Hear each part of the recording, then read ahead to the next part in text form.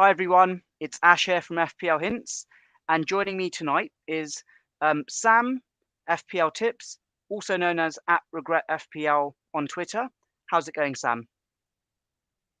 Thank you very much. I'm very excited and delighted to be with you today. Hey, well, it's an honor to have you on.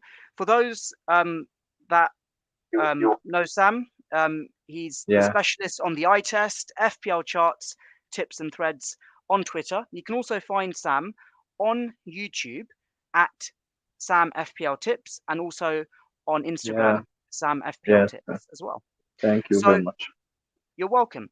The reason Mhm. we're doing this draft is this mock draft is basically, and I'm guilty of this as well. There seem to be a lot of drafts on our Twitter timeline right now, which seem very short term, almost as Yeah, if they'll barely survive game week one. And I feel that there hasn't really been any sustainable or viable long haul draft, and that's why I wanted to do this stream with Sam. And I also want to just show you the proof is in the pudding as well. So I did a poll earlier today, and this poll demonstrates that almost like half of FPL managers who voted are looking to have a draft that can last until game week 8. Some will wait until aim for game week 4, international break 1, but it's really that IB2 wildcard where people are ideally going to wildcard. Of course, wildcards are not arbitrary. You'll wildcard when you want to.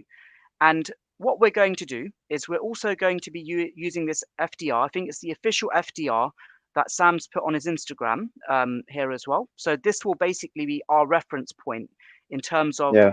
fixture difficulty ratings. So I think without further ado, Sam, any points you want to mention before we kick off? I think for any thinking and for any selection, you should decide which teams to target and which team to avoid. Which fixture is very good and more exciting for you, and you should have your own decisions. But anyway, we are just uh, offering help and sharing our thoughts that might help any of you.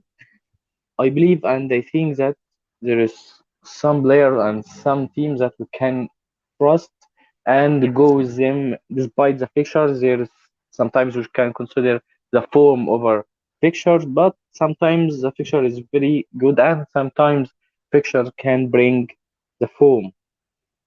exactly.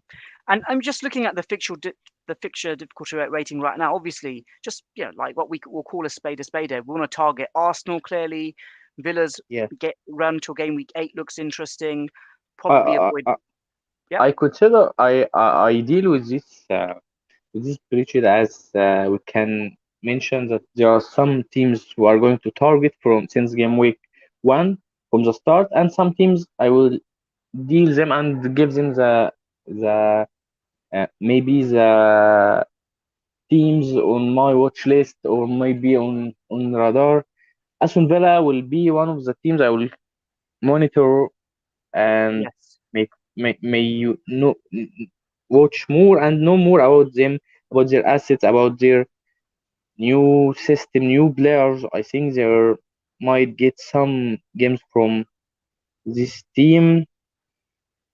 Uh, Another team we should uh, follow and watch it.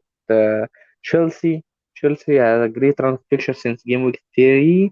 yes, I think for the first two opening fixture, we should be on our watch list and consider them for their very round fixture. yeah, Liverpool, Liverpool also should be monitored well during the preseason. I think Liverpool and Chelsea from the top six teams should be watched very well during the preseason. Man City and Man United will be our targets since game week 1. Newcastle United will be on our watch list, but I think it's avoid for the opening maybe 4 or 5 game weeks. Tottenham will be a team to watch and to know more about their asset, about what's going with Kane and if Kane leaves, which may be done. yeah, Uh, who is the best asset and who will be the forward? Richarlison, Son, or maybe Madison. I think there's some players to watch and to catch before any before it convert to a template players. Exactly. So Yeah, what we'll do is we'll get straight into the draft. So this is my yeah, own FPL team. I've removed all the players. I won't be saving this, of course, but we want to hit the 100 million pound or have some change left off potentially as well. So with the FDR in mind, Sam, I'll give you the first honours. Which goalkeeper springs to mind for you for this long haul draft? yeah. I'm not a fan of wasting my budget on goalkeepers. Mostly, I'm targeting 4.5 millions or even a 5 million goalkeeper. Yep, So basically, we have two proven options, Pickford and Johnston. yep, But I'm highly consider players like Picken, yes, Flecken. Brighton goalkeeper, who will start still not obvious, and we may wait for the preseason. My last option will be a Man United goalkeeper, which is Onana. I think Onana. yeah, it will be a great bargain if he was priced at 5 millions. Yeah. I think he will help me to go with a Man United defensive back without I can in this case go without show look show and save the extra 0.5 million. I think I will wait for Onana. Currently, I will get a 4.5 million, maybe Flecken, maybe Johnston, maybe Beckford, but I will wait and consider Onana on my watch list. So Onana's on your watch list, is that correct? And I think when he does get added into the game, I think he'll Yeah, be 5.0 million. So look, just for argument's sake, let's just say with a bit of magic that Onana has been added into the game, like he is there. yeah, I've yeah. got him in. Is that too early for you, or do you want to go back to a 4.5 there? I think it will be very good, a very good chance to get him if he was priced at 5 millions, 5.0 millions. Yeah. It will be my first option, and second option will be yeah, only a 4.0 millions. Okay. Maybe yeah, you can try your shot. Yeah, Okay. So should we have Onana in goal and then yeah. Areola as our sub goalkeeper? My only concern is Areola is that we may lose budget, may lose Hmm. value as he will be high, will get high ownership, and if he didn't start for the for West Ham United for the start of the season, we might lose value. We might be dropped to 3.9. That's true. That's true. Yeah, it will Which be. 4.0 should we go for then in this draft? It doesn't matter for me. I even can go for a non-playing goalkeeper, but with low ownership, that will help me to save my budget. I think. Okay, so low ownership so that they don't drop to 3.9 million. So, and let's pick a team that isn't going to be someone we're going to triple up on. Should we say Macy of Luton? Why not? Yes. Why not? Okay, there we go. So we've got a dud sub goalkeeper, and then we've got Onana as our goalkeeper who we expect to start for the long haul. So for anyone that is watching live, if you can like, share, and subscribe, that would be greatly appreciated. And yes, your eyes do not deceive you. That is Onana in Fantasy Premier League right now. I have added him in with a bit of jiggery pokery. So yeah, he's not officially signed for United right now, but for the sake of this draft, because Sam wanted him in, I've got him in. So brilliant. That's our Yeah. goalkeepers. And yeah, 4.5 plus 4.5 or a 5 and a 4 is, I think, the going rate. Just ultimately, there isn't tons of value the higher up you go up the goalkeeping chain. So coming on to our defenders now, Sam, who is your Yeah. first pick on the defensive side of things? Which player do you feel for this long haul? Are you going for a premium, a budget for value? Who is the must have that we should have for this long haul draft? I think I might start with Stubinian. Stubinian is high and great ownership Yep. at yeah at 5.0 million. He's come slightly lower than I expected, so I can understand why it's so highly owned. I think we can trust Stubinian even in tough fixture. He can go and get some attacking returns, assist, or maybe even score, as he did against Arsenal last season. It will be a painful moment from us, but I think Stubinian is my first option, and I consider him essential for my team. Yep, I've got him in there. Estupinan, in he comes as our first pick. Yeah, Coming on to the second one, can I make a recommendation? And if you don't like it, we won't go for it. Gabriel, 5.0 million, good run of opening games, exceptional value. Do you think there's anyone else we could go as our second choice there, or is he an auto pick for you? I think it's a great pick, but we should decide about our midfielders and forward before, as my budget and our budget won't be able to get all of these guys. uh, should consider and take care when you got Onana and Tobinian and Gabriel. In this case, may not be able to get some Arnold as well. Uh, so we have a question right now. Sure. Getting getting Cho or Alexander Arnold as our third defender. Okay. So, like, let's just remind ourselves of the FDR again. So, we saw Yeah. Liverpool. Obviously, could argue Liverpool are fixture proof, and like if we go literally by the red and green block fixtures, you've just got one red block fixture there for Liverpool, and then for United, also one red block fixture as well. And it's a case of, do we want to pay the extra million for Trent, or are we happy to double up with United from the get go? For obviously, like Onana's been fantastic at the level he's played at, but he's an unknown quantity in the Yeah, Premier yeah. League. So is it worth taking that risk for the double up on this long haul, or should we just go for Trent because we know what Trent can do? So this is why I might go without any doubling up for the start of the season, Yep. even if we have a good team. But no need for doubling up on teams uh, for the start. So I might avoid Cho in case we have Onana. But getting a Yep. John Arnold will be a huge uh, uh, for our budget. I think it will affect our budget hugely. Hmm. Uh, so we can get him and look at the final decisions Yep. after selecting our midfielder and forward. Sure. Okay, let's get Trent in Okay. temporarily for the time being. So, Yes. of Yes. the four players, we've still got 78.5 million left. Coming on to our third defender, who catches your eye for this long haul draft? I think we should avoid Shaw. Look Shaw. Did you say Luke Shaw? Look Shaw. We will avoid Shaw to Yes, we'll avoid any avoid Luke doubling up. Shaw. Yeah, Yeah. correct. So Yeah. we'll avoid Luke Shaw. So So no double we have ups. Stobinian. We have Gabi. We have Alexander Arnold. Yes.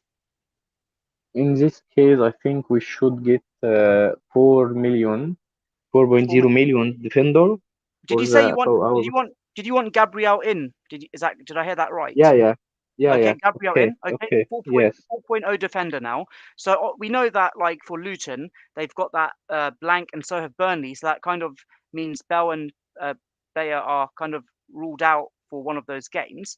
Would you say Baldock is the safest 4.0 pick, even though he could be at risk as well for his minutes?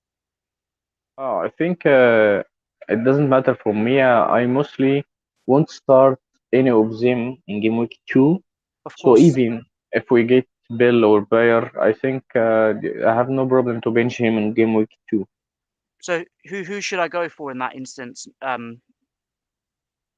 Who do I you think think, in terms of minutes for this long haul yeah, draft? Like even if there's a possibility you need to use them as a emergency I, auto sub, who I think catches your eye from I 4.0s? think I think Bayer and Bill will be the most nailed and better for expected minutes. Bulldog not sure about his minute yet, so Yep, Bill and Bayer yep, will be my choices. sure, that's fine. What it basically means is we've got two blanking defenders in game week 2, and we literally have to hope that none of our defenders are benched at all in game. Well, no one else is benched in game week 2, so that's the only a downside for this, that there is that risk. But yeah, it's just one game But week I out of think we have 38. three great defenders. I think won't Absolutely. bench Gabi or Alexander Arnold or Stepinian in game week 2. Yeah, it would be a shock if any of them were benched. Absolutely. So with the back line, Yes. the budget, we've got 65.5 million now left. Now Okay. we can come here on our attack. Should we just add Haaland in just because we are going to get him in ultimately, just Yeah, so that yeah. yeah, and there's no debate about him. So from our 5 midfielders and 2 attackers, fifty-one Yeah. and a half million. So who is the premium midfielder that we're going to get in? And obviously, there's been a lot of debate about I think Salah or no I Salah. will start. I think I will start with another essential from Arsenal, Saka at 8.5 million. The big uh, Yep, to get from Arsenal better expected minutes, more most nailed, and on penalties. I think he's obviously the most nailed and the most and best pick from Arsenal. I consider him essential, same as Erling Haaland, and even as Tobinian for my team. absolutely. So Saka is the first pick among the midfielders, Yeah, and then moving along, it's interesting. Like we're talking about the Salah, no Salah. So you've not mentioned him right now. Who are we moving on to next as the next midfielder for this long haul draft? okay. Second one will be Mitoma from Okay. Brighton. Yep. Mitoma from Brighton. I think he's the most nailed from Brighton midfield. He's very lively and most and best one for expected minutes and for even for for stats. We have some comments. Yep. So I've got Mitoma in as well, and I just want to remind everyone of the FDR as well. So we Yeah, can see here that, you mentioned, Arsenal, Saka, fantastic run of games until game week 8. Obviously, Man City in game week 8, and then Brighton. Of course, there's the European football this season as well. But like with them, a good run of games up until game week 7 as well. So makes perfect sense to get him in. Of course, he also was fantastic last season as well. So I I completely agree with I, that pick. I can trust Brighton even against big teams and in tough fixture. They can score and get uh, some returns as well. Absolutely. So yeah, I can't disagree with Mitoma. Coming on to the third midfielder, who catches your eye? I think it will be a Man United midfielder. Yep. Uh, Mostly will be Rashford or Bruno Fernandes. It will depend on our budget. Uh, Yes. Temporarily, should we try Rashford, and then if we need to downsize, we can go to Bruno Fernandes? yes, we can try it. Let's try it. Yeah, but I think in terms of direct goal involvement, Rashford offers so much more, but then Fernandez is significantly cheaper than I thought he would be as well. So yeah, Rashford is in there, and now we've got those 2 spots. And just a reminder, we have 4 attacking slots left now, with a budget Yes. of 27.5 million. So we might need a fodder. Well, actually, we're going for a what? Just by this formate by the defense, we're going for a 3-4-3 or a 3-5-2. My guess is it's a 3-5-2 right now. So perhaps we need like a fodder striker. Should we add the fodder striker in? I think I might wait for the preseason to decide which one will go for a O- 4.5 million. Okay. We might try Archer right now. Who, sorry? Archer. Archer, yeah, for Aston Villa. So might get like the odd Yeah. cameo point here and there. And to be honest with you, if he's going to be our sub 3, we wouldn't want him to get any more than that. So in comes Cameron Archer of Aston Villa. So I got 3 spots left now, and Yeah. that's 23 million. So still got a fair bit of change there that we can Okay. um, Can can, move can on. you please show our team? Our Oh, season sorry. pressure I picker. Oh apologies. yeah, Yep, yeah, yep. Sorry. There we go. yeah. So That's great. let me just show. Yep, let me just show it again. So 3 spots available, 23 million in the bank. So we're in this position now where going to start 3 defenders. got the blank in Yeah, two, but that's not. we can get Buemo in midfield right now. I Yep. think Buemo playing with a very good fixture, playing mostly 3 times at home for the first and the opening 4 game weeks. Yes. Um, might be the main man right now after the suspension of Tony. Might be on penalties. He's on free kicks and corner kicks. It will be a good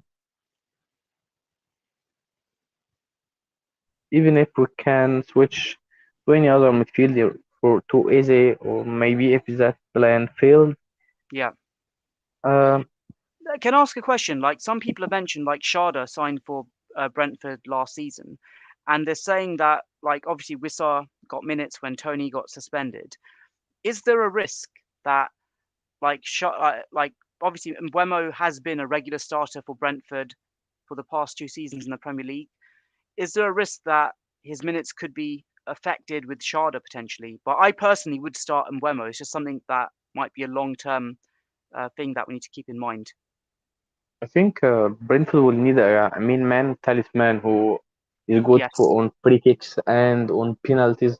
I think Tony now is not available, and even if we can say Buemo will be benched and might be not start for some game, who will be Yeah. on free kicks, who will be on penalties, will be the expert on the team. I think his presence will be important, especially for Brentford. Um, losing your two strikers, your two forwards, suddenly will affect the team, and I think they won't do that mistake, make this mistake. Um, I think now we have only 2 spots.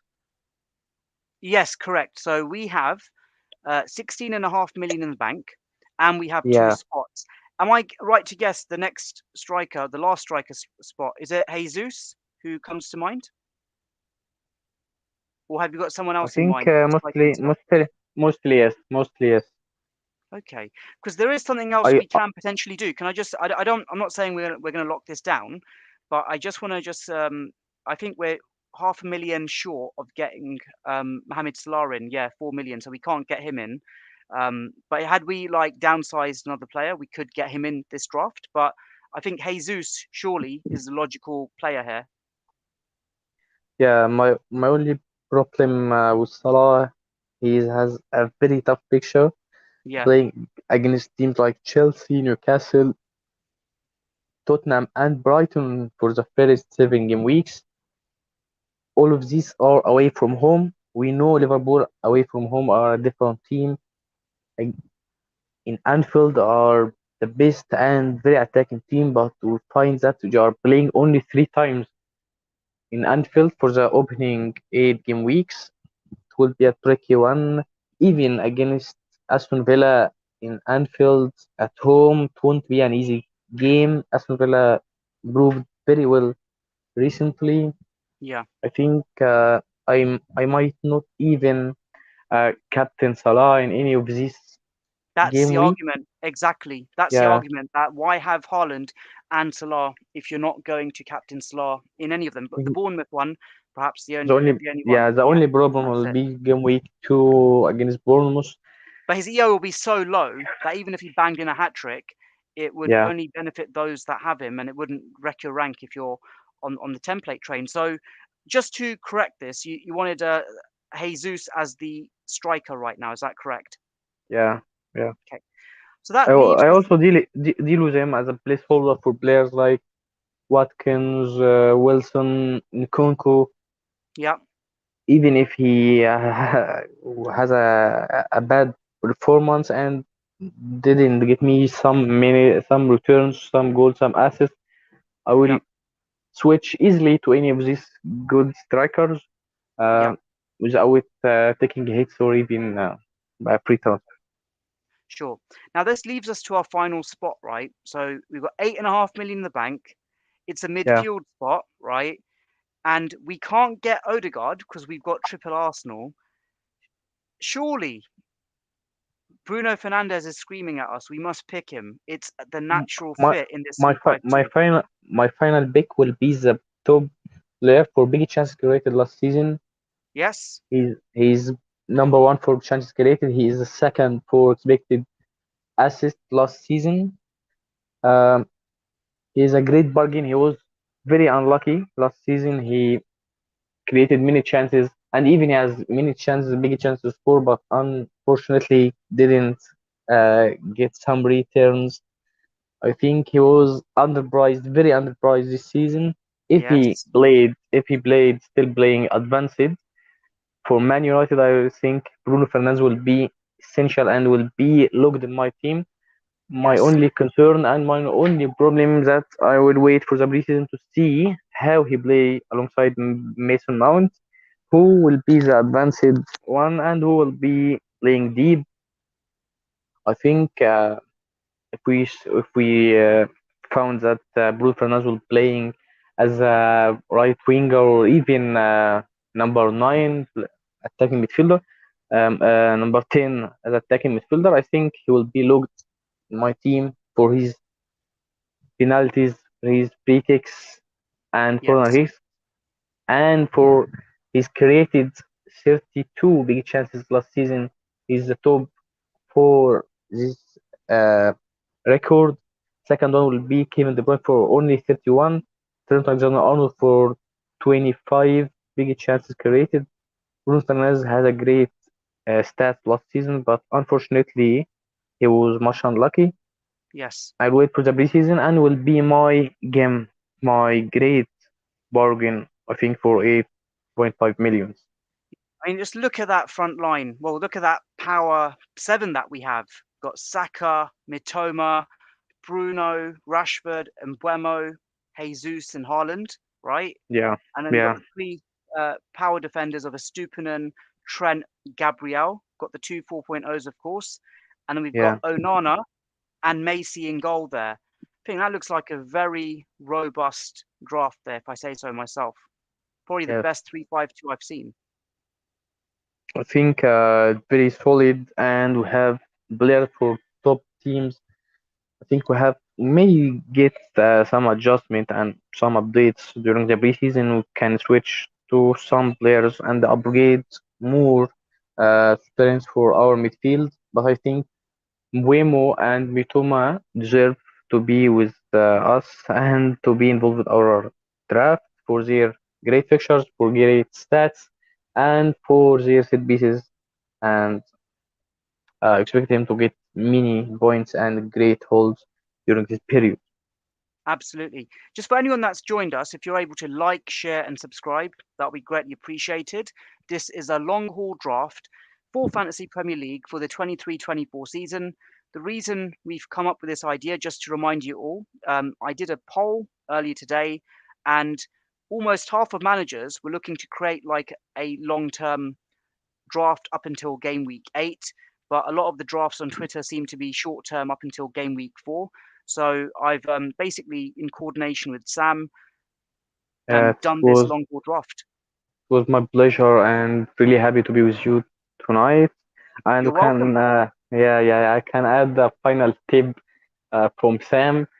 It's not to avoid and I highly recommend avoiding booking transfer for start of the season.